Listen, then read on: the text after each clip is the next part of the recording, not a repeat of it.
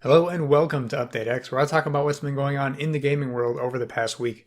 Uploaded every Monday morning on YouTube and podcast platforms. I'm your host, Brandon Meshatar, at The Only Rush on Twitter and basically everywhere else. Today is your update 11.2 for November 9th, 2020, the last episode before the launch of the Xbox Series X and S and the PS5.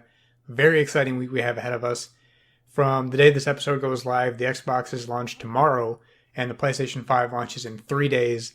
We are so very, very close to this, and I am very excited.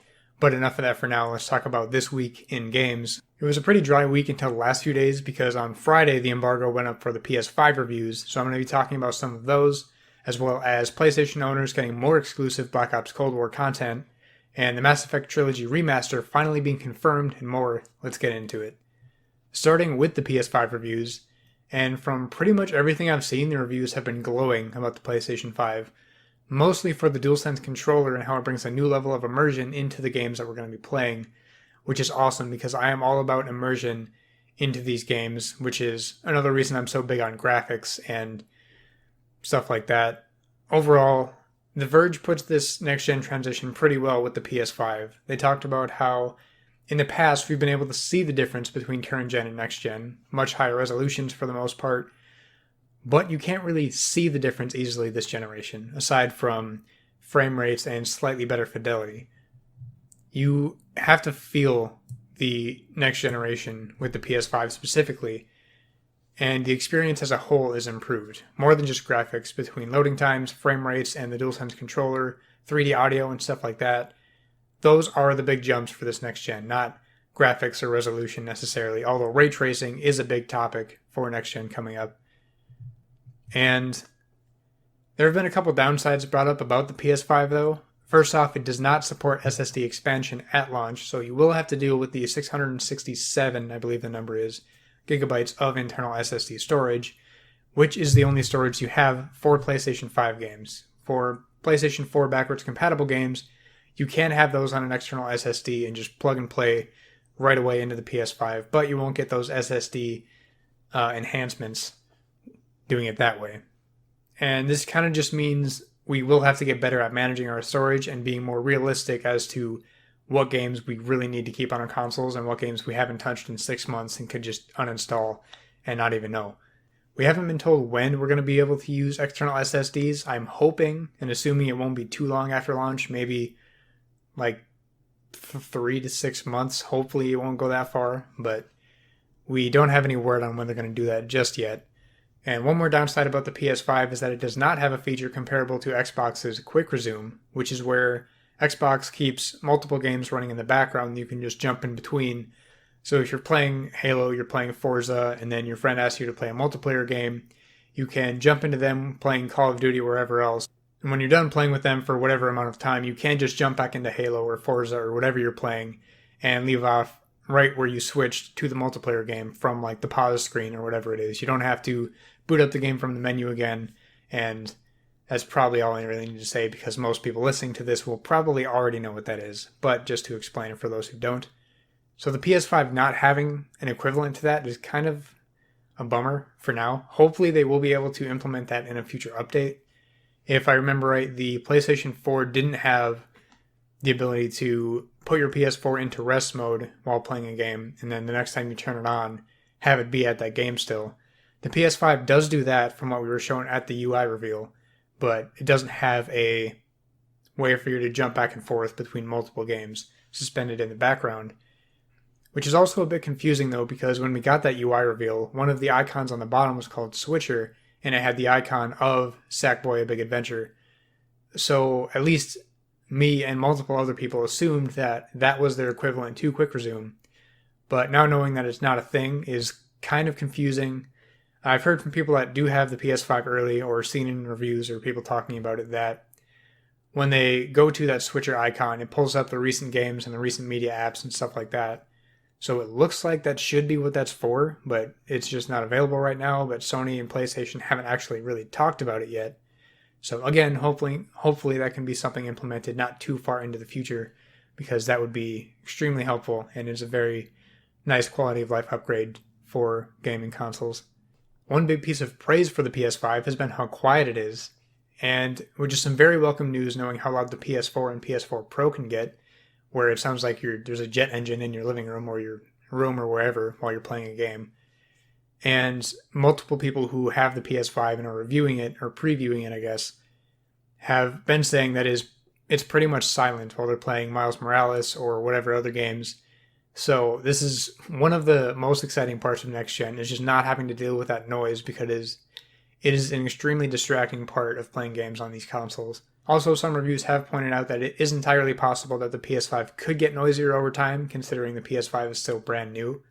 But hopefully, which would be understandable because that's what happens, hopefully it's not too bad to the point where it's just a little bit more than silent. One thing that has been a point of confusion over the PS5 is whether or not the PS5 comes with an HDMI 2.1 cable. And HDMI 2.1 is that cable that's going to allow 4K at 120 frames per second, because HDMI 2.0 or whatever lower number is not powerful enough and can't transmit data that fast to support 4K resolution with 120 frames per second at the same time. And we have gotten confirmation recently that the PS5 does come with that HDMI 2.1 cable. Granted, don't think you're going to be playing all your games at 4K 120, because that is a very rare occasion for games that aren't very demanding. So it's nice that we have it for the very few situations where we're going to be able to do that. Plus, you would need a display to support it, like a newer TV or a really good monitor. So it's not something we should really worry too much about, but it is there for whenever that becomes the norm. And as for the DualSense controller battery life, this has been another kind of confusing thing where we've seen multiple claims on both ends of the spectrum. To the worst one I saw was the DualSense only lasted 2 hours for that person while playing Astro's Playroom, and then, which that one sparked up a lot of angry people, but rightfully so, because 2 hours is quite the unacceptable time frame to have your controller die. And some people have replied to this claim saying it's completely false. Yang Ye, I'm pretty sure is how you say it. I'm not sure. He said in a tweet, "Whoever is saying that PS5 DualSense controller only lasts 2 hours playing Astro's Playroom is either blatantly lying or has a defective controller." He says, "I played Miles Morales for 4 hours and 36 minutes straight, then Astro's Playroom for an hour and 42 minutes straight, and still got 4 hours and 13 minutes more out of it." And the majority of reports have said it lasts from as low as 6 hours to as high as 13 hours, depending on how much the haptic feedback and adaptive triggers are being used in the game. Which makes more sense. I would not expect at all it to last any less than 6 hours.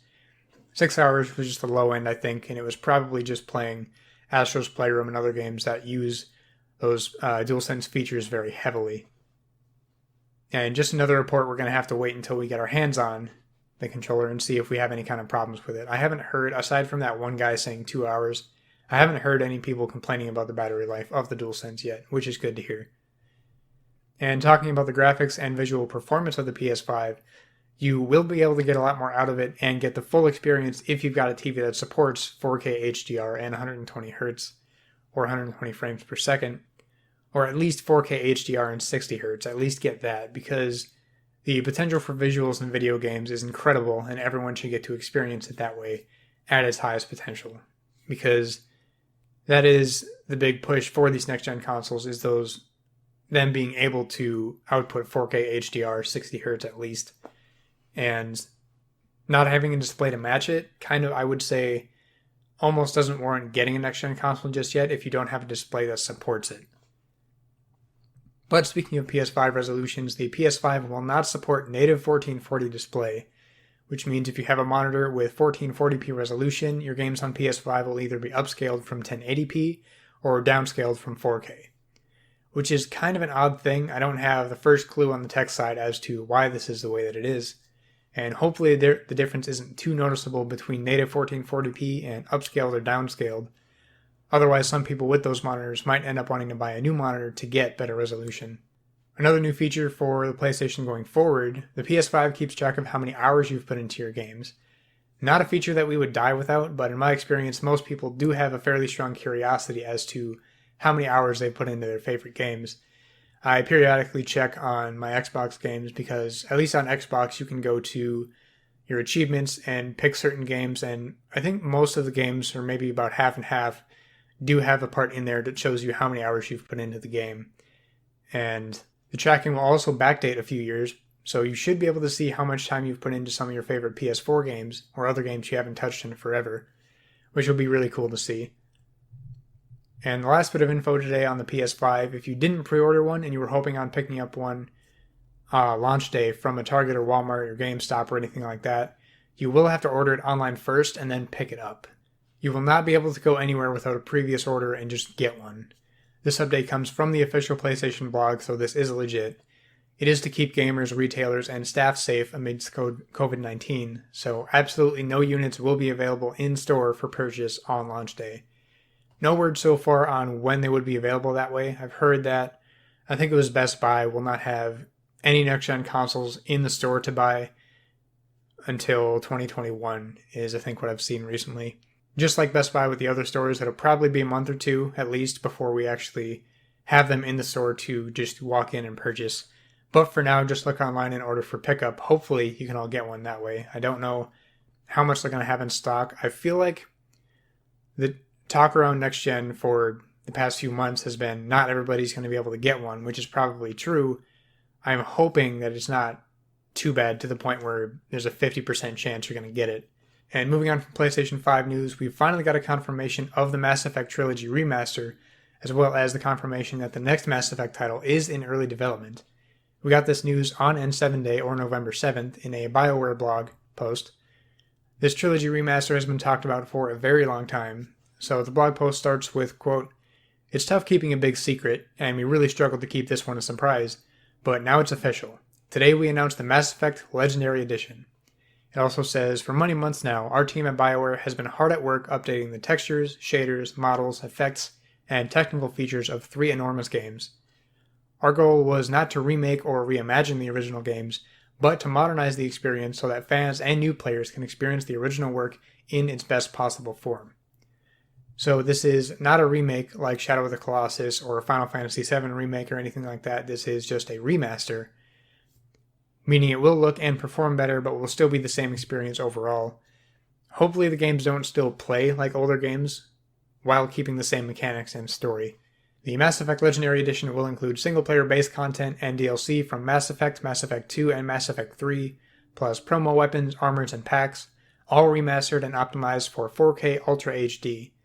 It is pretty good to hear all DLC will be included as well. That will be available spring 2021 for Xbox One, PlayStation 4, and PC, with forward compatibility and targeted enhancements on Xbox Series X and PlayStation 5. No word on a price yet, but I would expect this to be either $40 or $60, probably $60. The blog post also says we will get more information in the new year, so probably no news until January on that. As for the next Mass Effect title, the blog says, "Meanwhile, here at BioWare, a veteran team has been hard at work envisioning the next chapter of the Mass Effect universe. We are in early stages on the project and can't say any more just yet, but we're looking forward to sharing our vision for where we'll be going next." So many people are very happy about the Trilogy remaster, as well as news of the next game being in development. Mass Effect 3 was released over 8 years ago, and the Trilogy was incredible. I haven't replayed them in years, but I think when this Trilogy remaster releases, I might finally go through them again.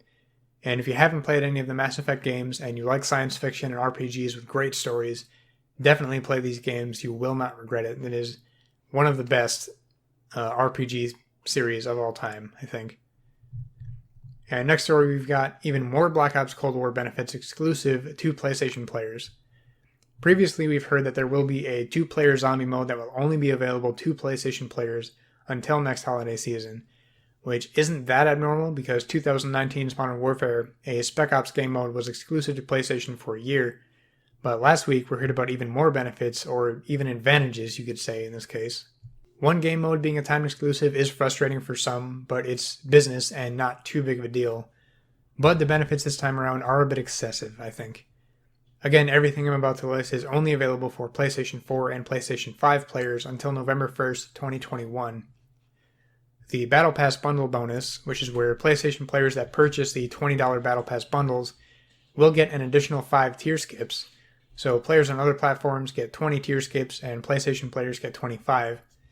And next is the PlayStation Party bonus, where PlayStation players that play together in parties receive 25% bonus weapon XP. And the bonus still applies when playing with cross-platform teammates, which I'm pretty sure means that if a PlayStation player is playing in a party with an Xbox or a PC friend, the PlayStation player gets bonus weapon XP. The other friends in the party don't get the bonus, I don't think. And third, PlayStation players get access to exclusive monthly double XP events that last for 24 hours. And lastly, PlayStation players get an additional 2 loadout slots for multiplayer. So this is a lot of benefits for owning the multi-platform game on PlayStation. In this case, depending on what the battle pass, or depending on what's in the battle pass, it could very well be an unfair advantage with quicker access to new items. I wasn't surprised at all about the exclusive zombies mode because that's just very similar to the Spec Ops mode that was in Modern Warfare. But the rest of this list actually did surprise me, and again, I do think it's excessive. I'm curious to see what kind of money was involved with this deal. Hopefully it doesn't become much of a trend with other games, and hopefully it doesn't get even worse with the next Call of Duty title. And that's it for the news. Going on to gaming deals. First off, remember Black Friday is coming up, and a lot of retailers do Black Friday deals for a couple weeks or up to a month, usually around November. So keep an eye out at Targets, GameStops, Walmarts, online stores, and everywhere for deals on games, consoles, TVs, and all that stuff for this entire month. And PlayStation has an indie sale with up to 75% off games like Moving Out, My Friend Pedro, Super Hot Mind Control Delete, and more until November 20th. PlayStation's deal of the week is 25% off Crash Bandicoot 4, It's About Time. Deal ends November 11th or 12th. It says both on the PlayStation website. PlayStation also has their Planet of the Discount sale, where you can save up to 80% off games like Tekken 7, Injustice 2, XCOM 2, and more until November 20th. And Nintendo has a section of games that are on sale for under $15, including titles like Dragon Ball FighterZ, Namco Museum games, and more until November 18th. Going on to upcoming releases via Metacritic. Real quick, I gotta talk about a delay before I get to the new releases. The Medium has been delayed, which is that Xbox and PC exclusive game. It was initially supposed to release December 10th, but is now set to release in January 28th, 2021. The reason was listed as due to the COVID-19 situation in Poland, as well as the current schedule of other games on the market, most likely talking about Cyberpunk 2077, since that was delayed to December 10th, which was the same launch day of the Medium. So the Medium publisher probably doesn't want that massive competition on the same day. Probably a smart move. And now for the many releases coming this week, right on top of next-gen console releases, so this is going to be a long list in this episode. So we've got The Falconeer releases November 10th for Xbox One, Series X, and PC. Yakuza Like a Dragon releases November 10th for Xbox One, Series X, and PC. When I say Series X, I also mean Series S, obviously, because they're essentially the same releases for those two. And Planet Coaster Console Edition releases November 10th for PS4, Xbox One, and Series X. Tetris Effect Connected releases November 10th, for Xbox One, Series X, and PC. Bright Memory releases November 10th for Xbox One and Series X. Dead Cells The Prisoner's Edition releases November 10th for PS4 and Switch. Fuser releases November 10th for PS4, Xbox One, Switch, and PC. Gears Tactics comes to Xbox One and Series X November 10th. Assassin's Creed Valhalla releases November 10th for PS4, Xbox One, Series X, PC, and Stadia, and November 12th for PS5, because that's when the PS5 releases. Ghost Runner comes to Switch November 10th. Destiny 2 Beyond Light releases November 10th for PS4, Xbox One, PC, and Stadia. Well, and Series X, I suppose. And November 12th for PS5. I didn't get that one on my notes. The Pathless releases November 12th for PS4, PS5, and PC. Godfall releases November 12th for PS5 and PC. Demon's Souls releases November 12th for PS5. Bugsnax releases November 12th for PS4, PS5, and PC. Remember, that is on PlayStation Plus for PS5 owners. Spider-Man Miles Morales releases November 12th for PS4 and PS5. Sackboy: A Big Adventure releases November 12th for PS4 and PS5. Astro's Playroom releases November 12th for PS5, which is already installed on every PS5. Kingdom Hearts Melody of Memory releases November 13th for PS4, Xbox One, and Switch. Call of Duty Black Ops Cold War releases November 13th for PS4, PS5, Xbox One, Series X, and PC. Need for Speed Hot Pursuit Remastered comes to Switch November 13th. Long list this week, and I only included the big titles that I really wanted to talk about. There's a ton more. And going into what have I been playing, I've mainly been playing through the Halo campaigns with a friend because that's just a great thing to do once in a while.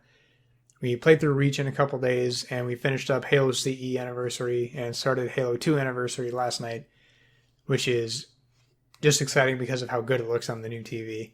I've also been playing Superland on my Xbox, which is this puzzle platformer that's actually really good. It's on Game Pass, so definitely check that out if you like puzzle platformers, called Superland. And other than that, haven't really been playing much else because I've been a bit busy. And next week is going to be even more hectic with all the games coming out, and it's going to be insane, but I'm very excited for the chaos. It is the best kind of chaos. So this has been your update 11.2 for November 9th, 2020. Thank you so much for listening on YouTube and podcast platforms. Make sure you subscribe to the YouTube channel and podcast feed so you don't miss an episode. Follow the show's page on Twitter and Instagram at UpdateXShow, and my personal Twitter page at TheOnlyRush. Thank you again for listening. I really hope everyone who wanted a next-gen console got one right away or gets one right away. Enjoy the beginning of next generation of video games. Have a great week.